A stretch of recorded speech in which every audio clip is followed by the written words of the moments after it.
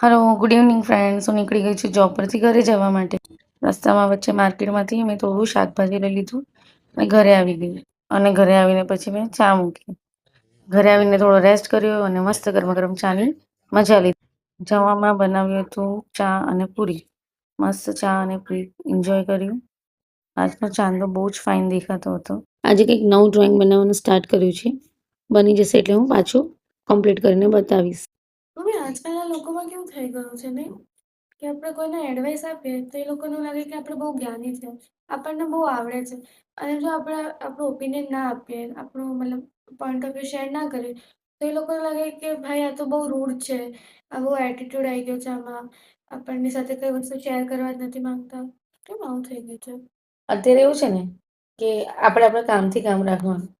કારણ કે સાચું કોઈને ગમતું નથી અને જમાનો અત્યારે ખોટાનો છે. તમે કોઈની હામાં હા કરશો તો બધાને ગમશો. હવે જ્યારે આપણે એવું લાગે કે આપણે આ જગ્યાએ ખોટું થાય છે, તો આપણે નહીં ઓપિનિયન આપવાનો, નહીં કોઈને કંઈ સલાહ આપવાની.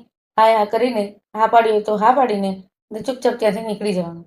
ઓપિનિયન પણ શેર કરવાની કોઈ જ જરૂર નથી આમાં. બરાબર ને? જો વ્લોગ આપણે અહીંયા જ એન્ડ કરીએ છીએ. કાલે મળશું એક નવા વ્લોગ સાથે.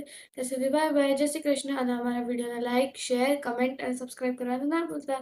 ત્યાં સુધી બાય બાય, જય શ્રી કૃષ્ણ. જય શ્રી કૃષ્ણ.